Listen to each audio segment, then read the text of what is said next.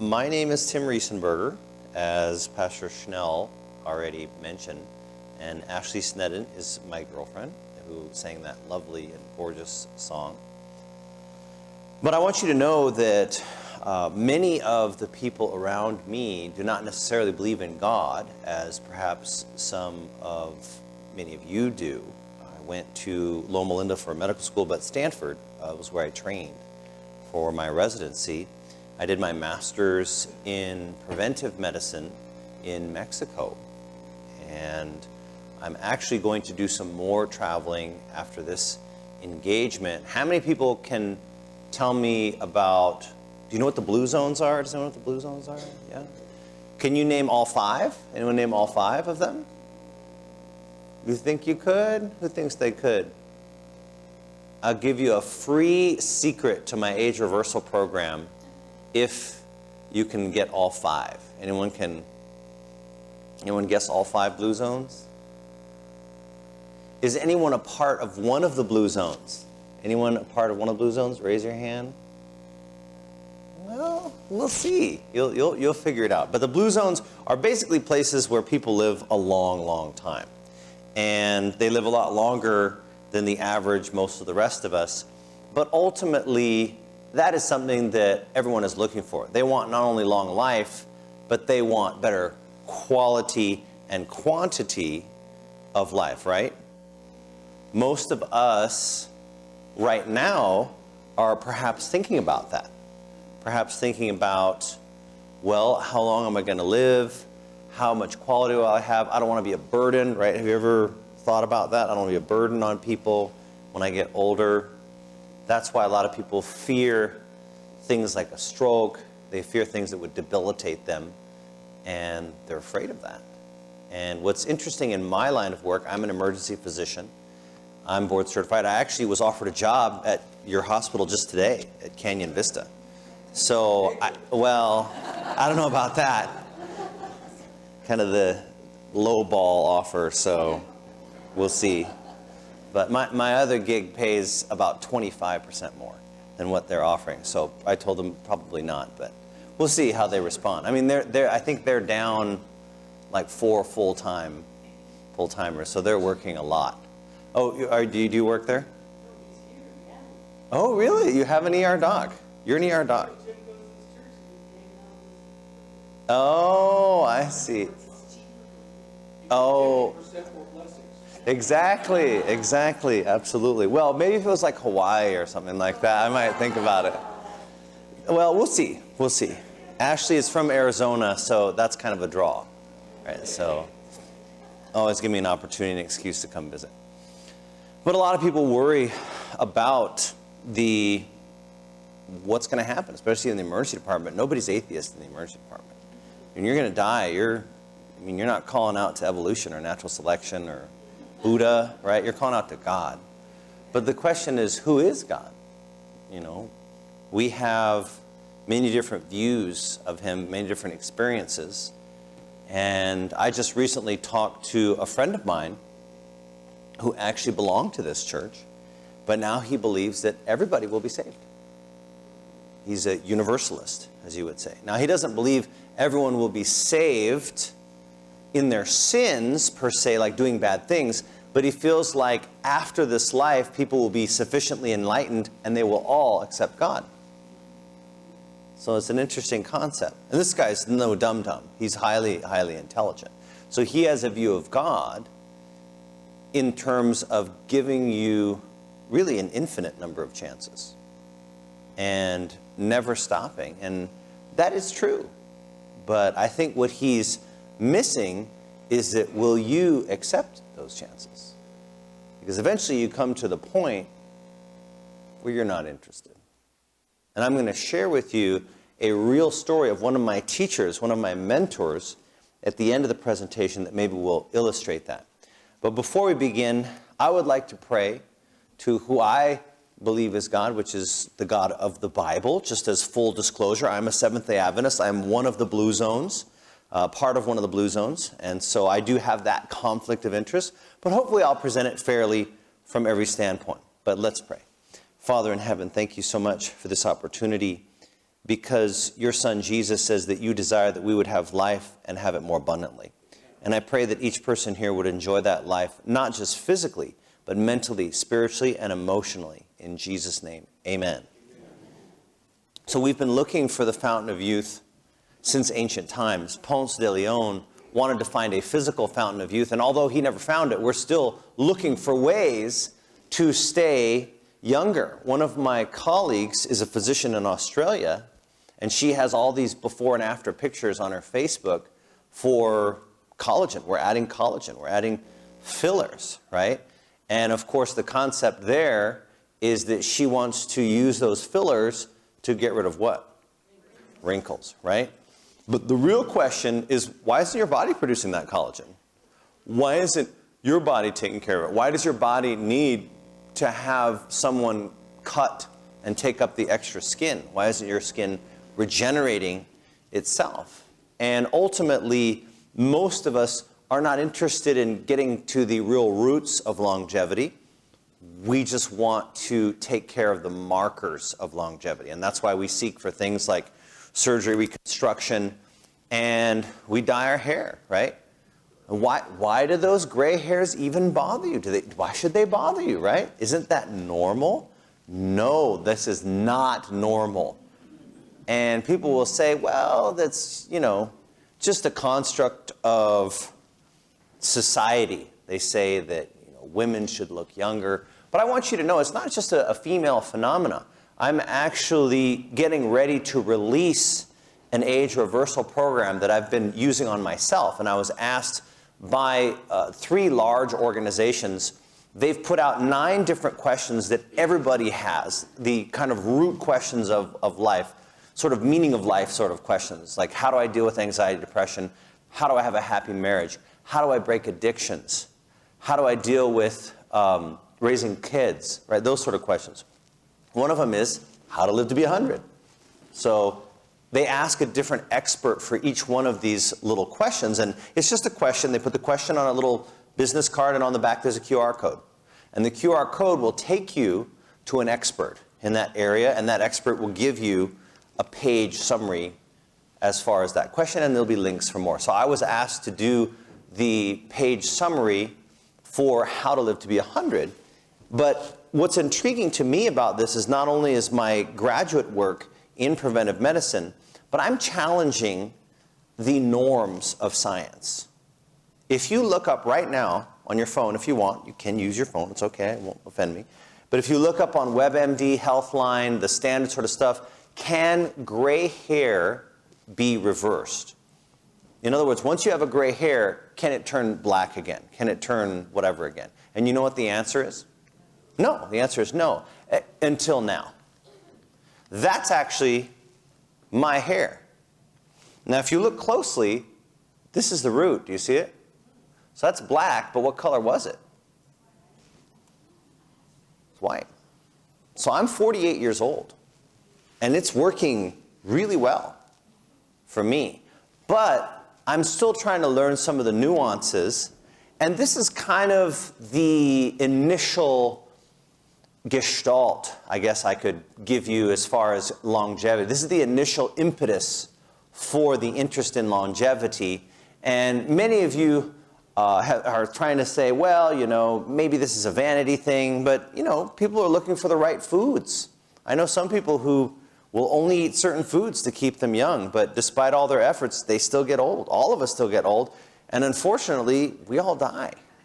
But in actual scientific evaluations of anatomy and physiology, they have found that organs in our body, specifically the brain, when they look at the amount of knowledge people can obtain before they die, the capacity of the brain is much larger than we can fill in 70, 80 years. In fact, they've estimated people only fill about 3 to 5% of their brains by the time they die. People who are super geniuses, the Schweitzers, the Einsteins, fill maybe 7%. And they estimate that that brain could continue on for maybe 1,000 years, maybe more, with no problems whatsoever. But maybe it wasn't designed for 1,000 years. Maybe it was designed forever. And so the actual article that got me interested on this was a long time ago, is this National Geographic article about the secrets of living longer. And they look at 3 of the 5 blue zones, and we'll talk about the 2 blue zones a little bit at the end that aren't mentioned in this, but let's just take it the 2 that they look at initially. The first one is Okinawa, Japan, which is an island, an archipelago off the coast of the main island of Japan. And there, they live a lot longer than the rest of us. Now, it only is 3 years more than our average, but 3 years is still a lot. That's scientifically huge. They have a lot less heart disease, which, by the way, what is the number 1 killer? What's the number 2 killer? What's the number 3 killer? It's COVID. Did you know that? I'm just saying, that's what the numbers they gave me, but who's they? I don't know. I'm just saying that's what you'll find when you look online. But not everything online is accurate. Like I said, you can look up online to see if gray hairs can be reversed, and that's false. The only time they say it's possible is if there's a mineral deficiency or whatever that the person has, but that's not the case. I mean, I'm actually finding ways to reverse, and I'm looking for them. I'm looking for them actively. And when it happens, I celebrate it. Now, it can also go the other direction, too. Your hair can turn from black to gray. But that's useful, too. Because then if I know about why I did something wrong, I can correct that, as well as doing something right. They have a lot less breast and prostate cancer, which is very common in the Adventist blue zone, unfortunately. The Okinawans have a mostly plant-based diet, but they have something called ikigai, which is very important. And ikigai is the reason that you get up in the morning. How many of you can tell me the reason you get up in the morning? Raise your hand. Tell me the reason. Your kids, okay. Anyone else? I get up to read the Bible. Oh, I love it. Study the Bible. Okay. Anyone else? Tell me the reason you get up in the morning. Work, thank you. I hope so. I hope you people work. Oh, okay, so avoiding harm. Anyone else? What's the reason you get up in the morning? Every day I'm one day closer to meet Jesus face to face. Oh, okay. So another religious. Oh, well, you guys are very religious. That's fantastic. Exercise, very good. I think I might mention that in this presentation. But that's very good that you exercise in the morning. There's many reasons for that. But a lot of people don't realize how good it is. But for Fumiyasu, his ikigai is the Senior Olympics. His favorite event, the decathlon, and of the decathlon, you'll never guess what his favorite sub-event is. The pole vault. Anyone here 84 or older besides Pastor Schnell? I know he's older, but anyone else older than 84? Wow, good for you. Can you pole vault? No, it's all right. It's okay. No judgment. No judgment. It's all right. He can. So I'm just saying, you know. The Okinawans grow most of the food themselves. They eat more actual volume of food, but they weigh less. And they grow not only foods that are healthy, but they're mostly plant-based. For Serie Toguchi, at 104 years old, he's enjoying many elements of longevity, which are fresh air, sunshine, exercising in his garden, enjoying the fruit and produce of his labors. The interviewer actually asked him, though, they said, Mr. Toguchi, why the red gloves? And he said, they're easy to find. It's true. As you get older, right? It's harder to see things, so you've got to adapt. Also, Okinawans have something called a moai, which is more than a social club. It's people who go through life together and help one another. And ultimately, these are non-relatives that you meet with 3 times a week. Anyone have a moai, a group of people that are non-relatives that you see 3 times a week? 3 times a week? 2, 3. Non-relatives. That's good. See, in America, we're kind of independent atoms. We don't usually do that, but that's very, very healthy for the longevity equation. But Okinawa is losing its edge because now they have the highest rate of obesity in all of Japan.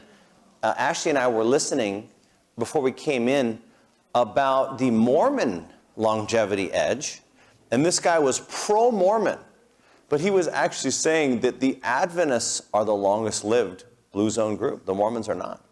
You said the Mormons their BMI is getting greater. I personally think our BMI is getting greater, but apparently the average for all of us is still pretty low. And we're doing very well as far as longevity, despite the fact that the Adventist Health Study is at the lowest level of commitment in the history of Adventism. Did you know that?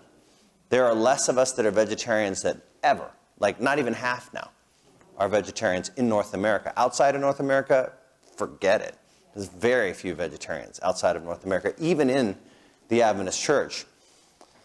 But Okinawa is losing its edge because they have moved away from a lot of their cultural norms, their ancient traditions, and they've embraced a more Western diet, which we have unfortunately shared with them, the Golden Arches, right?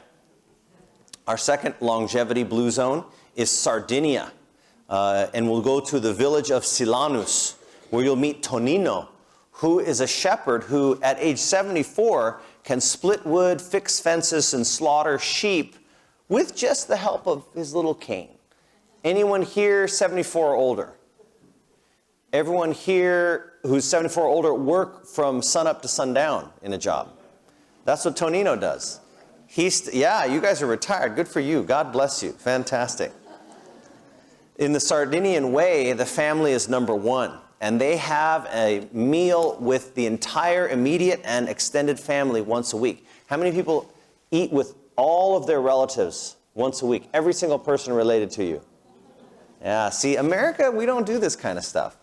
But this is very important in Sardinia, and it's very important for their longevity. In fact, men usually live longer or shorter than women? Shorter, that's right. But not in Sardinia. In Sardinia, those who reach 100, men and women, equal, actually. They have an active and outdoor life.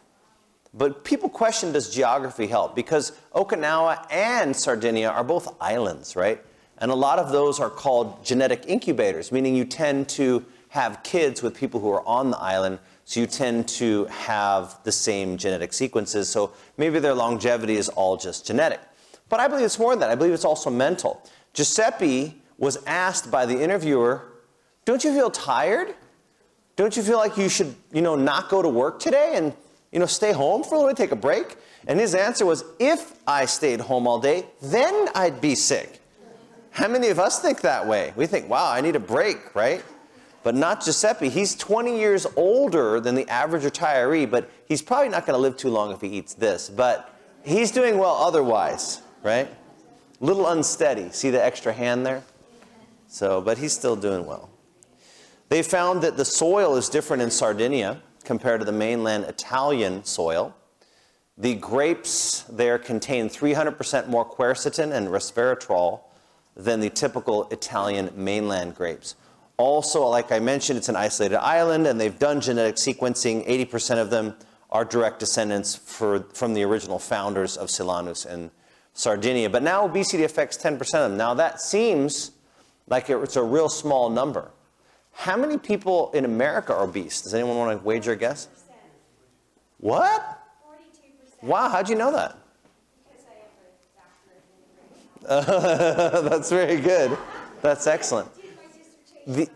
The majority of us, actually, more than 50% are overweight. But yes, obesity, it's that. But many of us in the United States are wondering, well, why do I have diabetes? Why do I have high blood pressure? Well, I mean, if the body has to pump massive amounts of blood around every day, when you imagine if you're looking at like a chicken bone or something like that, if you cut into the fat, it doesn't really bleed. But you look at the muscle, that has more of the blood through it, right? So the body has to pump through these little teeny weeny blood vessels when you have a lot of extra fat. So if you ever pump something through a small teeny weeny blood vessel, you require more pressure to support more weight. And that's ultimately one of the big issues with America and all first world countries really right now. And that's a big contributor also for heart disease. That's the 6th risk factor for heart disease. Can anyone name all the risk factors for heart disease? Like up to the 7th risk factor for heart disease? Anyone? High blood pressure and cholesterol. So this is something you shouldn't do. This is something you should, diabetes. Smoking. What else? Actually, they say alcohol protects you from heart disease. Both talk about that a little bit. Stress, no. Coffee. Exercise, lack of exercise, right? So we've got lack of exercise, obesity, which is your dissertation. Anyone know the last one, the seventh one? Oh. No. No. Yeah, Ashley's doing it in the back. She's doing it in the back. Sleep. Do you know that a third of people don't sleep well in the United States? Can you imagine that? Do you realize how many people? That's like 100 million people. That's insane. 1 out of 3 people don't sleep well. And they're like, I don't understand why I don't sleep well, doc. I mean, I'm constantly not able to sleep, and it's just like, I don't get what it is. When the answer is right in front of them. I'm just saying, right? Instead of doing the blue light at night for your phone, just don't have the light. I mean, maybe that would help, right? So what about us, though? Let's make this practical. Do you have a chance of living to 100? That's really the question, because you may not have your own garden, you may not live on an island, but the answer is yes, because there's a group of happy seniors in an area where it's the city. It's the worst air quality pretty much in the United States. And that is, yes, that's right. And you meet one of their champions, Marge Jeton. She renewed her driver's license at age 100. She lived to 106. Did you know that? Her husband was a physician. He lived to 98. He did pretty good himself. This physician is 100, and he's still water skiing. How many people water ski? Anyone water ski? Wow. How old are you? Are you just scratching your ear? Okay, sorry. Anyone water ski? No, nobody? No water skiers, huh? But he's outlived the average physician by several decades. This is one of my professors. Anyone know this guy? Ellsworth Wareham. He was on CNN with Sanjay Gupta. You kind of look like Sanjay Gupta a little bit, actually. Anyone say that? But he was there interviewed by Sanjay Gupta, and he was mowing his own lawn. He was doing really good. And the interesting thing is that I was actually trained with Dr. Wareham when I was in medical school. But a lot of people would say, oh, you know, come on, you're not going to let some guy who's 91 cut you open with open heart surgery, right? Who would let a 91-year-old cut themselves open? Anyone? I can tell you I would let Dr. Wareham work on me because his hand in the OR was rock solid steady. Did you know that? And the thing I was impressed about Dr. Wareham is that whenever there was a complication, there was a bunch of bleeding or vessel burst or whatever, he'd say, okay, suction here, clamp here. He was so very calm. And I often wondered, and I asked, like, why is he so calm during, like, life or death sort of situations? And they said, he's been doing this longer than all of us have been alive. He's already seen all the complications. And it doesn't bother him because he knows what to do. So he was very calm. He never yelled, he never swore, never did anything. He was very calm, very devoted, very godly man, and his hand was very, very steady. Lydia Newton at 112 is among the oldest 20 people on the face of the earth at the time that this article was written. And the author said, is this good genes? Is it divine intervention? And the answer is God may or may not have something to do with it, but their religion does. And of course, this is the Seventh-day Adventist Church, more than 20 million around the world. A lot of them are not isolated and not in the country, and they come from all races. And the common bond is their lifestyle and their religion. So let's kind of combine it, the best of both or all worlds. Plant-based diets, generally don't smoke, generally don't drink, family-oriented, and daily physical activity mostly. This is an old little flow chart from Newsweek, and they showed how to live forever. And what's very interesting is I have to give full disclosure confession here. This big giant red arrow was not in the original article. I put that in there. But I think it's interesting. Female is number 1. And then what's number 2? Wow, you're Adventist. It's pretty amazing. What I think is even more amazing is, remember, this is how to live forever physically. What does it say here? Maybe you can't read it. You started formal schooling after age 6. Now, it's not talking about learning. This is a chart on longevity. Do you know somebody who said that? Sure. Like even later than that, right? 8, even till 8. Now, is that conventional wisdom, generally? No, they want your kids when they're 3 or 4 so they can like brainwash them. I mean, so they can teach them, right? So, I'm just saying, right?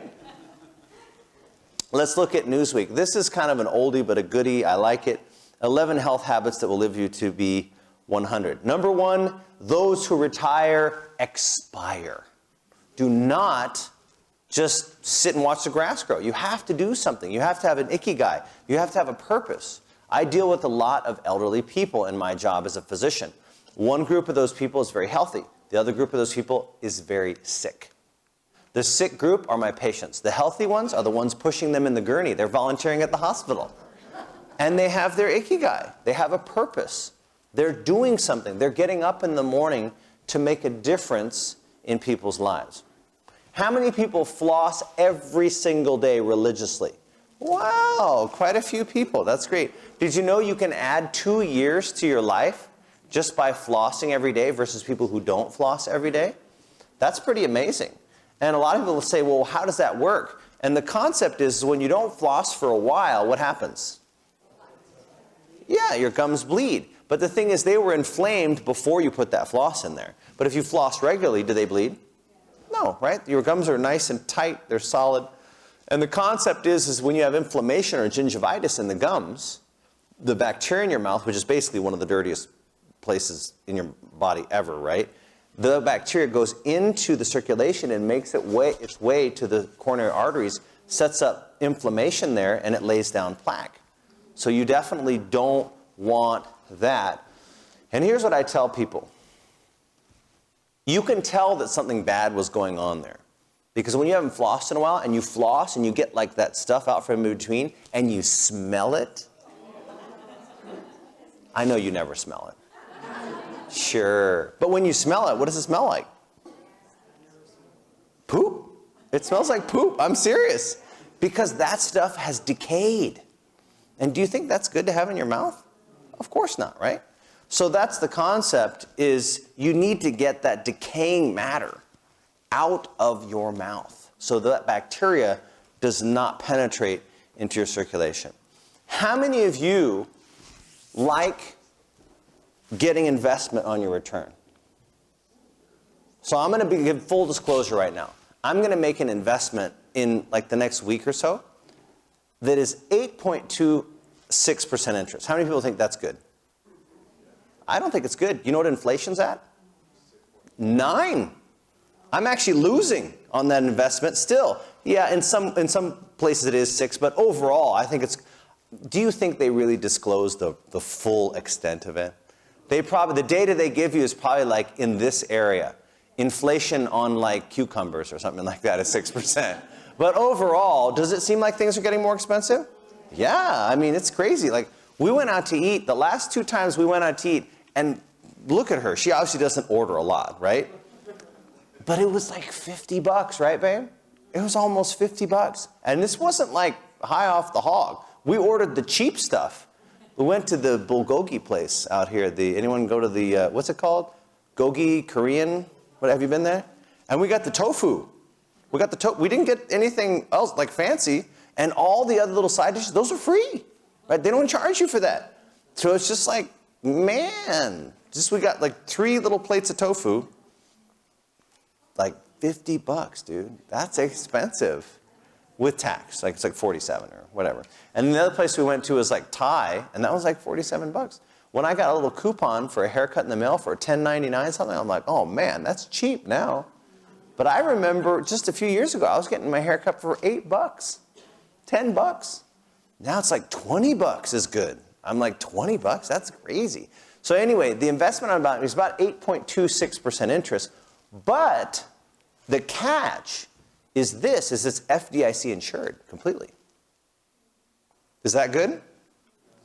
Well, sure. Well, if you don't believe that the government has any faith, yes, maybe not, because they would be the ones reimbursing you if the person investing it lost everything. If it's FDIC, if the bank failed, right? They would pay you back. They don't pay you back right away. They actually pay you back in about 6 or 7 months. So I had a friend of mine who's a banker, and he vetted this actual investment. He's like, yes, I know the banker who's in charge of that. She's really bad at customer service. She's really not nice, but she's a very good investor. And I'm like, okay. I don't care if she's nice or not, right? I want someone who knows what they're doing and is going to make sure that the investment does well. So for me, even underinflation is pretty good based on what's going on right now. But what if I told you I had an investment that could give you 100% return on your investment? You'd think I was, what? Yeah, lying, right? What if I said it was 200% on your investment? Would you be suspicious? What if I said 300% on your investment? You'd think I was selling you a bridge, right, or something like that. But did you know that for every hour you exercise, you will live that hour again and 2 or 3 hours on top of that? And the literature is crystal clear on that. They've done not just articles, but meta-analyses, which take hundreds of studies on exercise. And what they've found is that people who do 600 minutes of exercise at about 5 METs, and 5 METs is either a very vigorous walk or a slow jog. Those people live the longest. And when you try to look for literature that goes beyond that, you can't find it. You know why? There's not enough numbers of people who, 600 minutes a week, do you know how much that is? That's a lot. That's like 100 minutes. That's like almost 2 hours 6 times a week. How many people here exercise 600 minutes a week or more? Yeah, see, right? It's hard to find. But they found that every time they went up to the 600 minutes, the longevity benefit went up to 15% increase in lifespan compared to those that are sedentary. And is there more? No one knows. They don't have the power of the study. Power means the number of actual enrollees you have in that study. They don't have enough. So that's very interesting, is that many of us don't exercise at all when it's the best investment around. And you not only improve quantity of life, you improve quality of life. And not just physical parameters, right? But you improve mental parameters. You know, you can reverse depression just with running. There's studies that show that. It's pretty amazing. It's absolutely incredible, the best return on your investment around. How many people can tell me the most important meal of the day? But did you know that if you eat a whole grain, that you live longer for breakfast? How many people eat a whole grain every single breakfast? Wow, I don't even need to talk to you guys. I can just sit down. Okay, we'll try another one. How many people here sleep at least 6 hours a night or more? Wow, again, really, really good. That's fantastic. It's not just the quantity of sleep, though. It's the quality of sleep.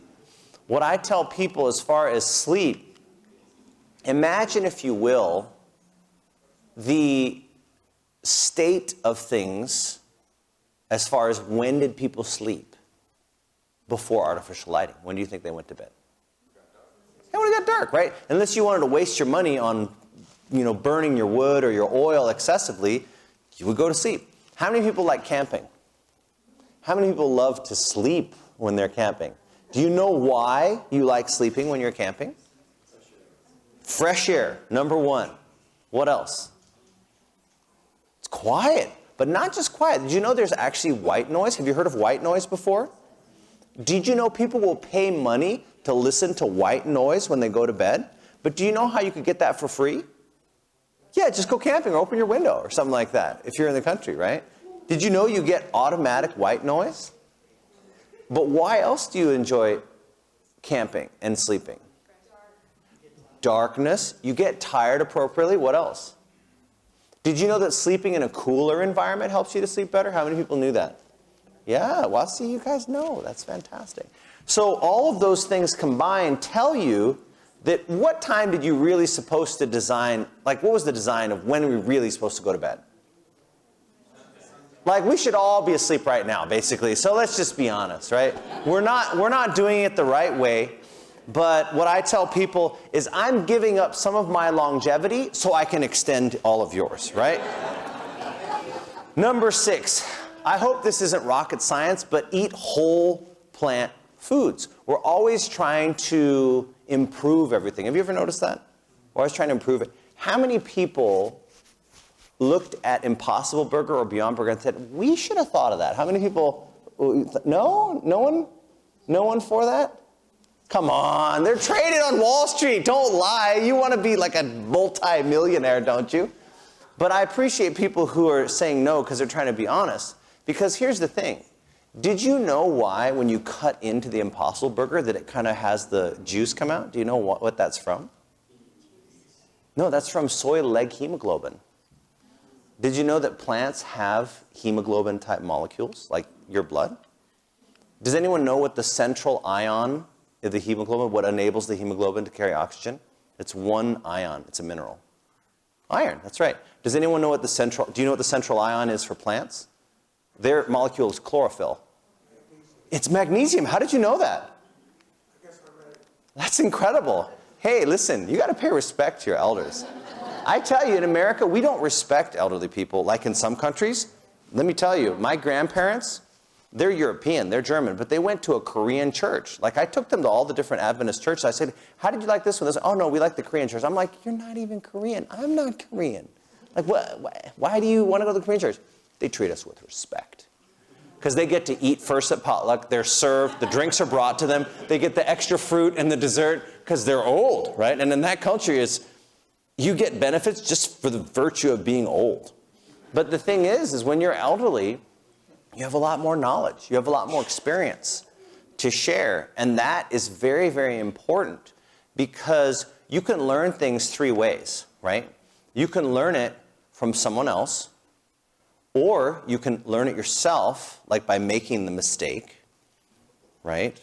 Or you can learn it in terms of possibly like visualizing in your mind, like what could happen if I could do this. There's lots of ways of learning, but it's a lot easier to learn from people who already know, right?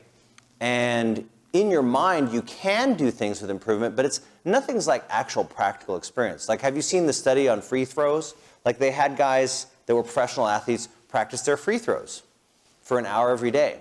And then they had the same people practice their free throws in their mind only for an hour a day. And did you know the mind only improved 80% of the actual? It's pretty good. I mean, it's not the same, but it's pretty amazing. So the mind is incredible, and I think that we have barely scratched the surface of it. I think that as far as people that are elderly, they have so much more to give than we in society, I think, give them credit for. But what I was talking about with the whole foods is that we're always trying to improve on the foods, and seldom do we improve it, right? The soy leg hemoglobin is not just GMO, it's manufactured by yeast, right? It's a kind of like that yeast makes the protein.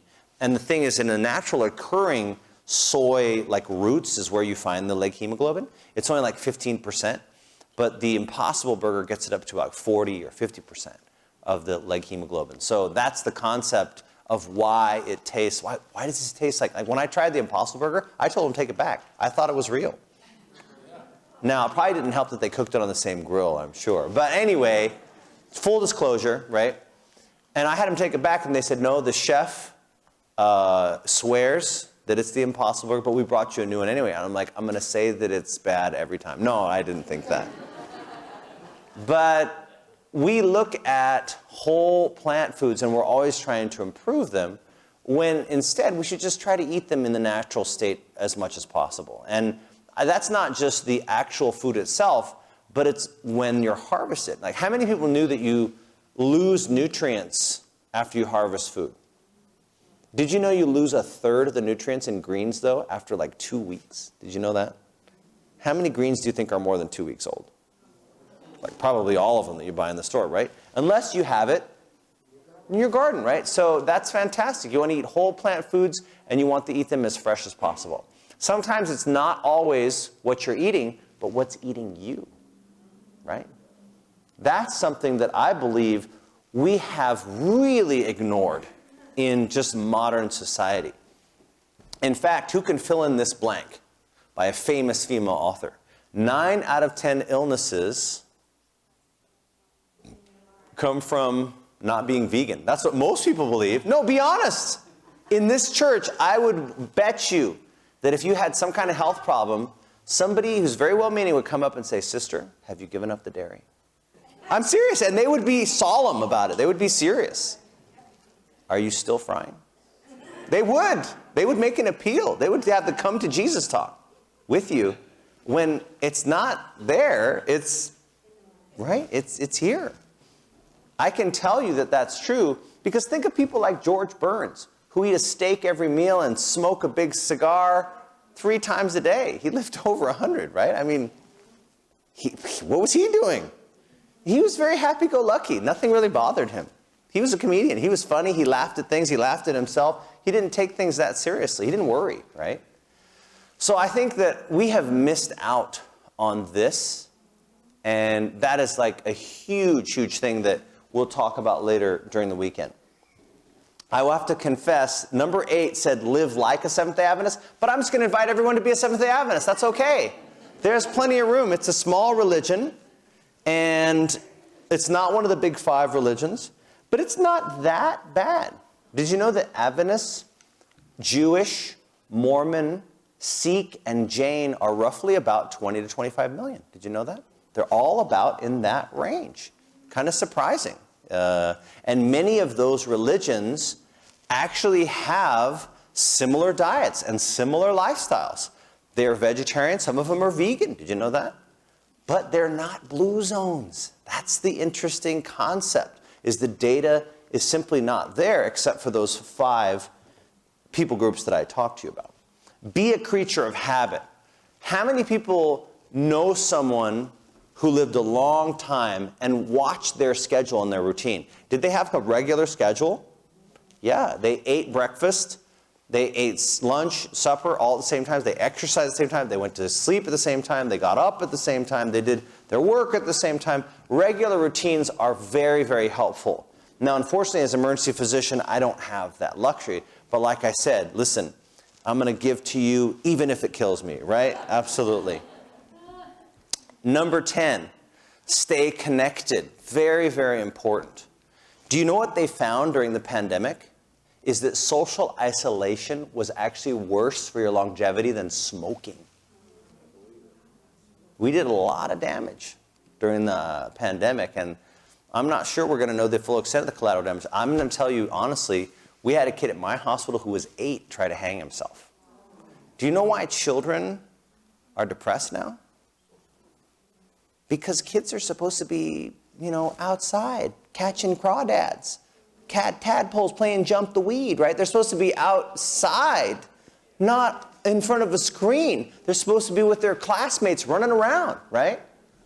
Kids are cooped up indoors because they go to school online, they socialize online, their entertainment's all online, it's screen, screen, screen, screen, screen. One of my colleagues is a child psychiatrist. Any mental health professionals here? A mental health professional? Nobody? Good. So she's a child psychiatrist, and you may think this is surprising, but she will not diagnose your child with depression, anxiety, ADD, ADHD. She won't even see your kid till you bring her a signed affidavit from the parents that says no screens have been in front of this child for 6 months. Period. She does not play. And people say, wow, she must have no patience. No, people are beating down the door to get to her because she makes an accurate diagnosis because she doesn't have all this junk to play the smoke screen in front of her. She's not dealing with social media. That child, once it's free of the screen for 6 months, if it still has real pathology, she'll diagnose the pathology. But usually it's like, get rid of the screen. And then she'll say, yeah, your kid did well. It's keep the screen away. That's pretty much it. Here's my bill for $400. So I don't know how much she charges, but anyway, that's a very important concept, right? It's very, very important that we stay connected to actual people. That's why I'm not a big fan of Zoom, because even though I did a lot of Zoom during the pandemic, and I enjoyed it, I didn't have any problems with doing Zoom. But what I noticed is that a lot of people asked me for Zoom, especially countries that I couldn't go to. I couldn't enter a lot of these countries because of the restrictions. But what I noticed is the Zoom invitations kept coming after the restrictions were lifted. And I'm like, well, wait a minute. I can still go to your country. Well, we think it'd be more convenient. And when really it's they didn't want to pay the money, right? That's the issue, because they can get a free, whatever with Zoom. But really, you're gypping yourself. And that's what I tell people, is that there's nothing like live. There's nothing like interacting with someone. There's nothing like talking with someone, asking questions, stuff like that. That absolutely does a huge benefit for your learning, because the more senses you can activate with your learning, the more you retain, the more you remember, the more real it is to you. How many people have a sister? How many people are close to that sister? All you better raise your hand again. No, just kidding. But if you're close to your sister, you actually have less depression and you live longer. Now, why that wasn't true for the brothers, I don't know. Maybe we're not as empathetic. Maybe we don't listen or call as often. I don't know what it is. But if you're close to your sister, you will live longer. That's been proven. So stay close to your family. Be good to them, and they'll be good to you. Number 11, I don't know if you've heard this, but it's based on the marshmallow study. Anyone know the marshmallow study? That was done at my alma mater at Stanford University. And the marshmallow study, can anyone explain the marshmallow study for me? It's very simple. The investigator said, here's a marshmallow. You may eat it if you wish. But if you wait till I come back, I will give you 2, right? And they waited these kids out for a long time. And these were little kids, like 1, 2 sort of things. And many of the kids did what, do you think? Right? But some of the kids waited, and they waited for a while, and then they ate it. And a few of that number waited till the investigator came back. A long time. It's like 30, 45 minutes, which is eternity for a little child. Have the kids sit there without eating the marshmallow is craziness, right? But they found that those kids, when they followed them for like 40 years, had less jail time. They had successful marriages. They had economic success. It was unbelievable, was the ability to delay gratification. Exactly. The other concept they found is they looked to find what personality trait was correlated with longevity. And a lot of people say, well, it's positive thinking. But that's not true. Because you might say, hey, that's just a mole on my palm. Oh, that's melanoma. You should have gotten it biopsied. Uh-oh, you know. So positivity doesn't always work with you. It can work against you. But conscientiousness is what they found. And what is being conscientious? It means saying what you mean, meaning what you say. It means you follow through. Not when you're doing push-ups, you say 1, 2, skip a few, right? You're actually doing what you're supposed to do. You're not cutting corners. You're being honest, right? That's being conscientious. And that is definitely correlated with longevity.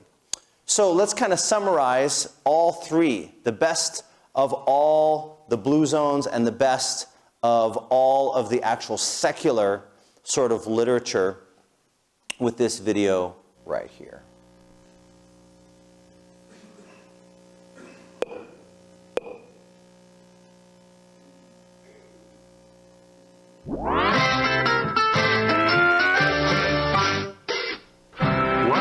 So this photographer went to all 3 blue zones and he tried to figure out what they were doing. And I'm really excited about this because I'm going to go to Nicoya and do the same thing in the blue zones where they haven't. I've been to Italy, I've been to Japan, but I haven't been to Nicoya. Obviously, I've been to the Seventh-day Adventist Church many times. And I have not been to Ikarus, Greece, which is another of the 5 blue zones. So he kind of gave his testimony on this like I'm going to be doing later.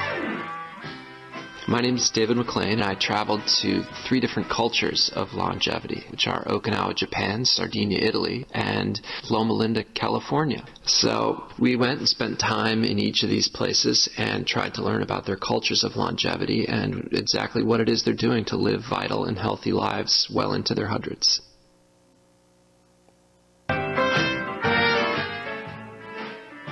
The first longevity hotspot we traveled to was Sardinia, Italy. So in this region, men are living as long as women, which is just an incredible phenomenon. Science isn't exactly quite sure why, but one of the theories is that it's because the women wear the pants and that men have less stress as a result. But also, I don't endorse the Sardinians that. have a fanatical zeal for the family, and we dropped by 4 generations of one family, and every weekend they shared this giant meal. And this social component of longevity is incredibly important. And at the time, I remember thinking, this is what being alive and having a family is all about. But the cultures of longevity in Sardinia are rapidly disappearing, and the root of them are a move away from traditional natural food in conjunction with a sedentary lifestyle. We spent time with a woman who was almost 100 and her great-granddaughter, and later that day we saw that same great-granddaughter eating potato chips, and we wondered, will she live as long as her great-grandmother? The answer is no. Okinawa is an archipelago in the far south of Japan, and it's home to the longest lived people on Earth. And we met numerous people who were into their hundreds, who were leading active and very healthy lifestyles. You know, the 90-year-olds were biking and fishing 8 miles offshore with these old diving techniques on the reef. And we met an amazing woman who was over 100. Her name was Kamada, and she had been in a moai. The rough translation is that it's a group of friends who go through life together and help each other. And the energy and vitality that they would get from that, I believe, factored into the longevity equation as well. And the Okinawans have this wonderful word. It's called ikigai, and it translates roughly into the reason for which you wake up in the morning. And all of these centenarians had ikigai, and I don't think it's an accident that that's part of the reason that they're living so long. So one of the cornerstones of Okinawan longevity is caloric restriction. Yet, interestingly, they're eating a lot of food. The trick is that the food that they're eating is all low in caloric density. And that food included these beautiful miso soups that were filled with carrots, seaweed, onions, and potatoes. And like the Sardinians, the Okinawans grew most of the food themselves in their gardens, and they would go to the store for very little. But Okinawa is losing its longevity edge. Okinawa has the highest rate of obesity in all of Japan, and it was quite shocking and somewhat disturbing to see this culture of longevity disappearing right before our eyes. By far the most surprising fact that I took away from this story is that Seventh-day Adventists outlive their American counterparts by about 10 years. Wow. What are they doing? Quite simply, the Seventh-day Adventists, who largely populate Loma Linda, California, have a religion that reinforces positive, healthy behaviors. For example, if you're a devout Seventh-day Adventist who are a vegetarian, non-smoker, non-drinker, who takes a Sabbath every Saturday, where for one whole day you have to just unplug. So we met many incredible people there. The most incredible by far was a woman named Marge Jatan, who had just turned 100 and renewed her driver's license. So we went for a cruise, but before we did that, we had to go through her morning routine where she lifts weights and rides a stationary bike. And interestingly, the Seventh-day Adventists are the only culture of longevity that we visited who are not losing their longevity edge. And I photographed a baptism at this church. And I remember thinking, wow, this is the perfect example of how this religion is still growing and carrying forward.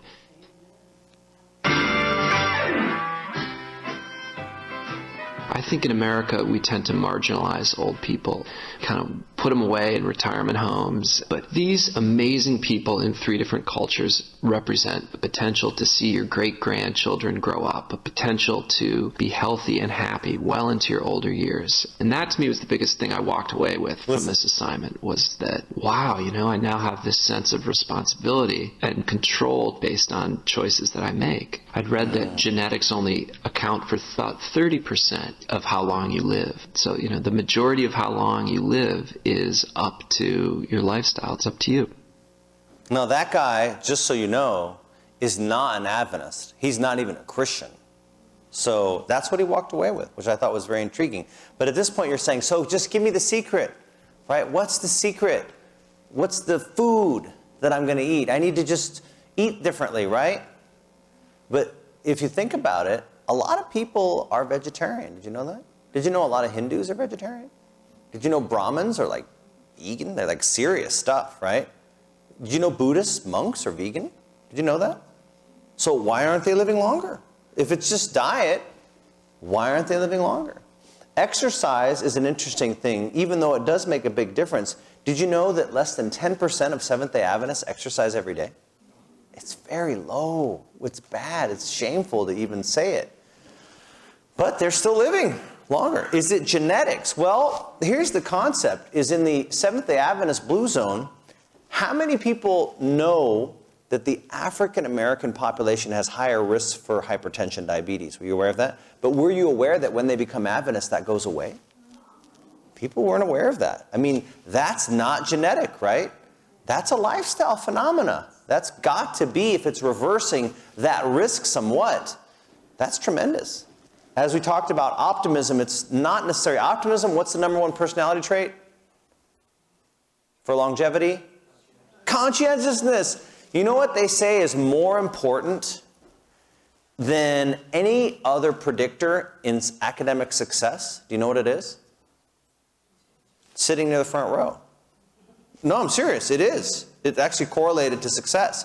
And ideally, I don't know if you guys knew this. I thought maybe you sat there on purpose. Sitting to the speaker's right is the best place to sit because most of us are right-handed, so we tend to turn more to the right than to the left. So you're engaged more as a student, so then you learn more.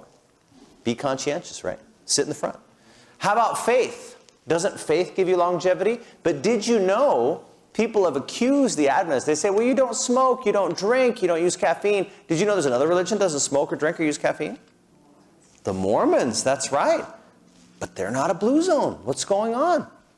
So it's got to be something else. But ultimately, we were designed for the best possible quality and quantity of life, and those are not dependent on random chance, but obedience to a law. That's the concept. Garbage in, garbage out, right? Benefit in, benefit out. Beloved, I pray that you may prosper in how many things? And be in? Does God want us to be healthy? Well, of course he does. And people who say that, oh, you know, that's not really God's plan. Look at the book of Job. And like, the book of Job is an exception, okay? It's to show you that disease doesn't automatically mean the person sinned, so don't judge them. But how many of the people that came out of Israel in the wilderness were sick? Do you remember? None. Do you know how many people there were in that group? Yeah, probably close to more than 1 million, right? Several million.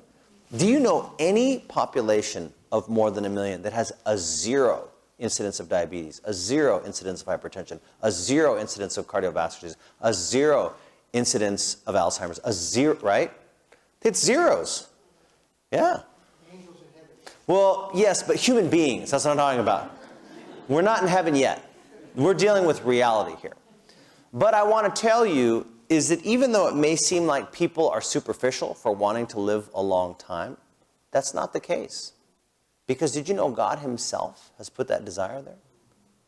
So the next time you think about someone who's wanting to use makeup, wanting to get plastic surgery or whatever, they're not trying to be superficial.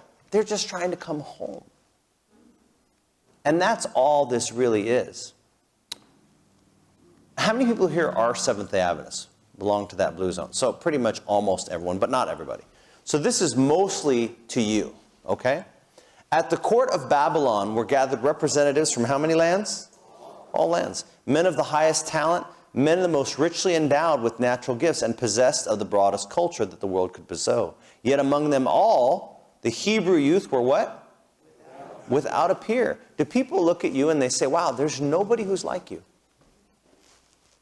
I don't think that's the case with us as Adventists. I'm just saying, man, you are one of a kind.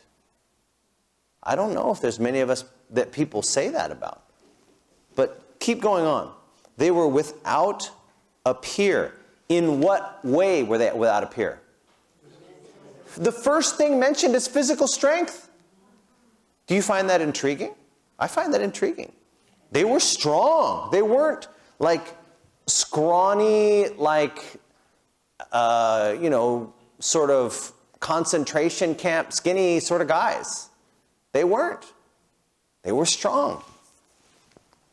In strength, what else? Beauty, mental vigor, literary attainment, they stood what? Unrivaled.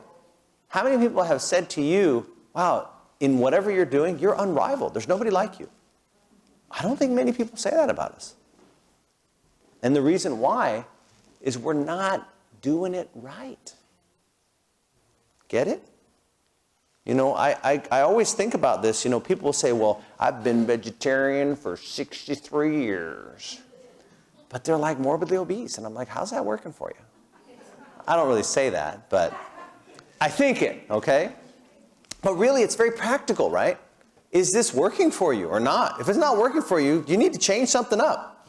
Because the definition of insanity is what? Doing the same thing over and over and expecting, yeah, you're going to get the same results, right? the erect form, the firm elastic step, the fair countenance, the undimmed senses. Are your senses undimmed? The untainted breath. If your breath stinks, there's something wrong, right? I can't tell you. Some people, I don't know what it is. In some cultures, their personal bubble is like this large. And I'm just like, okay, if I can smell your breath, you're way too close, bro. You know what I mean? All were so many certificates of good health, insignia of the nobility with which nature honors those who are what? So does this describe the Adventist church at large that you see? Yes or no? Be honest. Do you know why? Because we are disobedient.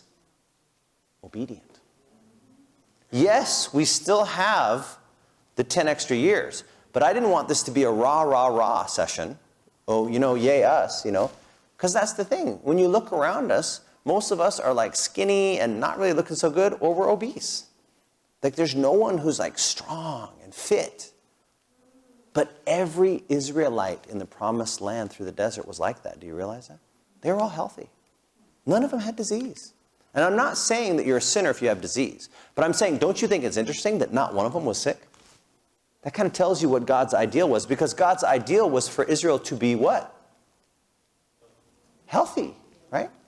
God wants you to be healthy. He wants you to prosper in all things and be in health just as your soul prospers. He doesn't want to make you a healthy sinner that lives to 120, right? He wants you to be healthy and strong so that you can be a witness, right? I'm about to be a bad witness. It's not COVID, I promise. One of my friends from Scandinavia, they told me this. This is a true story. They said, I am so happy when the pandemic is over. I said, why? Because then we don't have to be 6 feet from each other anymore. Because they're further, get it? They're very reserved. And she also said this. Before the pandemic, people would cough to cover their fart. But after the pandemic started, they would fart to cover the cough. Because if you cough now, it's like someone is going to accuse you. Did you know they wanted to accuse people of manslaughter? Did you hear about that? If you gave COVID to somebody, they were going to accuse you of killing them or something like that. It's true. People are crazy now. It's absolutely crazy. But that's the whole concept, is that as an Adventist church, this does not describe us as a whole. True or false? And in fact, I don't know of hardly any people, like a few people, I can say this describes people I know. Wes Youngberg is one of my fellow speakers. He's in really good shape. And he practices what he preaches. But I'm even pointing to myself. I want to be like this. I want to be a good example, because did you know that people judge you in the first 7 seconds that they meet you? You have 7 seconds to engage that person. And do you know what they're going to learn in 7 seconds? Pretty much just your appearance, maybe the expression on your face, maybe a couple words, maybe the tone of your voice, maybe the way you carry yourself. That's about it.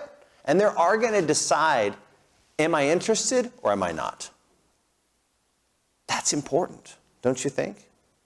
Because we have not only the health message, the 8 natural remedies, but we have eternal life, right? I'm going to tell you a true story as I close. One of my mentors, who remembers a year without God? Who remembers the pastor that did a year without God? Does anyone remember that? Yeah? Yeah. Did you know he was one of my teachers? He's a very, very, very talented speaker. Highly intelligent. Much more intelligent than I am. But after a year, here's the experiment. He wasn't going to read his Bible, pray, do any sort of outreach or any sort of devotional for a year. And what do you think happened at the end of the year? I hope that's not rocket science. He became an atheist. Of course, right? Read your Bible, pray every day. Right? You remember that? That's what you got to do? It's not like a difficult equation. Because if you don't do that, you're out. And I remember trying to engage him to come back. And I told him, I said, listen, even if you don't completely agree with everything in Adventism, because he was an Adventist pastor, I said, stay. Why? Well, stay for the 10 extra years. And he said, well, I believe if there was a plant-based, family-oriented group of people who were active outside, that they would live 10 extra years. And I asked him, and where is that group? And all his friends that were atheists like jumped on top of me, comment over comment over comment. And he finally interrupted them. He says, listen, Tim's right. I concede. He's right. Because really, you can't argue with the data anymore. I mean, not even people who are atheists argue with the data. It is what it is, right, basically. He says, I accept that you are correct. However, I will forego the 10 extra years, but I'll be true to myself. And he walked away, not just from the 10 extra years, but from eternal life. And I want you to know that God wants you to be healthy. Not just for yourself, but to share with others. To share the principles of health with them. To share abundant life with them. But you can't give away what you yourself do not possess, right? You cannot help people to be healthy unless you say, God, I want to be like this. So that's my appeal for those of you who especially are Seventh-day Adventists, and even those of you who aren't. If you know there's something in your lifestyle, and it can be anything, it can be physical, mental, spiritually, but it needs to change. It can be, emotional things. It can be what you say every day. It can be what you read every day. It can be what you listen to every day, what you eat every day, what you do or don't do every day. It can be whatever. And if you think for a minute that one thing's not going to make a difference, I promise you it makes a difference. Because we had a guy who came to one of our health seminars. I wasn't the speaker. It was actually one of my colleagues. But he only changed one thing. No dietary change. No exercise. Still sedentary. No change in religion. I'm not interested in Seventh-day Adventism. He only changed one thing, and that was he gave up Mountain Dew. That's it. But did you know in 1 year he lost 50 pounds? Because he was a truck driver and drank 2-liter bottles of Mountain Dew every day during his runs, and he just swapped that out for water. Do you think a small change, if it's done every day, can make a difference? Absolutely. So that's my appeal to you. If you feel convicted about something that needs to change in your life, I'd like for you to stand. Take a stand right where you are as we pray. Loving Father in heaven, thank you so much for my brother, my mentor, my friend, Pastor Ryan, wherever he is, Lord. If he's listening to this, I pray that he hears another appeal to come home. Because I believe that is the purpose of the Blue Zones. The Blue Zones are there so God, for the atheist and unbelieving world, can leave the light on and show them the way back home. And that is why you in your mercy have still granted to the Adventist Church the 10 extra years. The highest number and the strongest and longest living Blue Zone on planet Earth. Even the meat-eating Seventh-day Adventists are the number 2 Blue Zone. You've left the light on for your children to come home. And I pray, Lord, that whoever is hearing this, whether or not they believe in the message, that they would come just for the 10 years. And that they would find that they not only have 10 years, but that you are offering them eternity. In Jesus' name, amen.